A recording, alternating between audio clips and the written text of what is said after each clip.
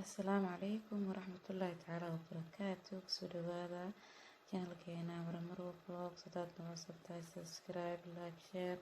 Dad hore noola joogtana waa ku mahadsantahay la joogistaada. Maanta mawduucan ka hadlayna maxaa waaye sababaha keena in hooyada uurka leh lagu qalo ilmaha. Marka insha Allah dumarka uurka leh 80% si caadi ayay u dhalaan. Dhanka kale 5% waxaa laga dhaliyaa qalab casri ah ama loo fududeeyo in ilmaha dhasho, halka 15 u baahdaan in lagu qalo. Marka maxay tahay sababaha keeni kara in hooyada lagu qalo ilmaha?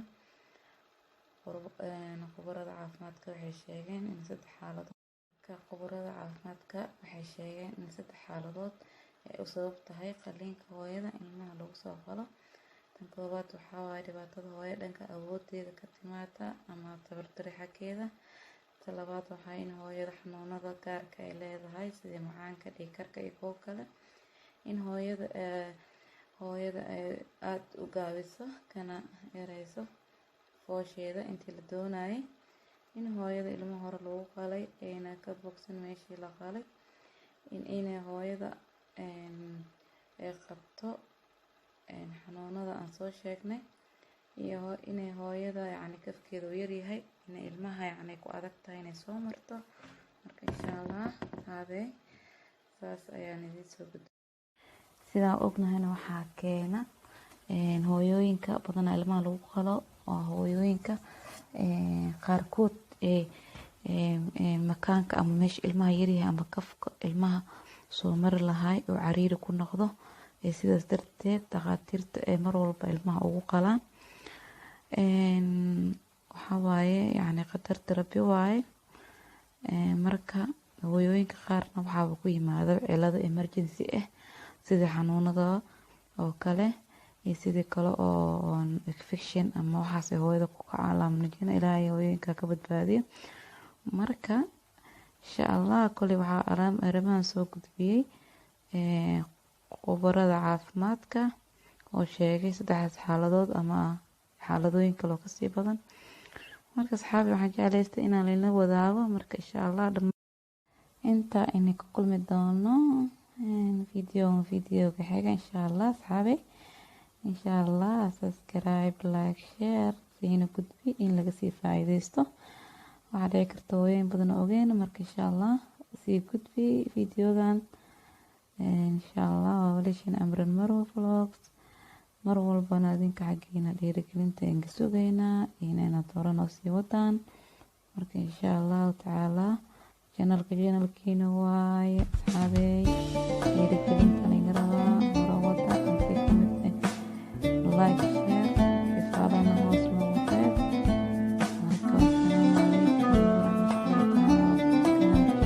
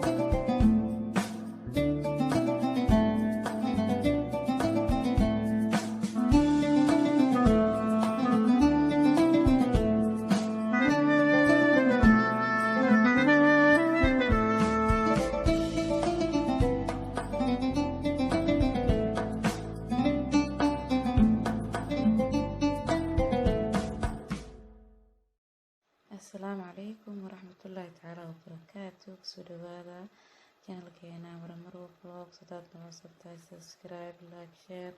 Hadaad hore noola joogtana waa ku mahadsantahay la joogistaada. maanta mawduucan ka hadlayna maxaa waaye sababaha keena in hooyada uurka leh lagu qalo ilmaha. marka insha Allah dumarka uurka leh 80% si caadi ayay u dhalaan. dhanka kale 5% waxaa laga dhaliyaa qalab casri ah ama loo fududeeyo inuu ilmaha dhasho, halka 15 u baahdaan in lagu qalo. marka maxay tahay sababaha keeni kara in hooyada lagu qalo ilmaha? khubarada caafimaadka waxay sheegeen in 3 xaaladood ay u sabab tahay qaliinka hooyada in ilmaha lagu soo qalo. tan koowaad waxaa waaye dhibaatada hooyada dhanka awoodeeda ka timaada ama tabar dari xaggeeda. tan labaad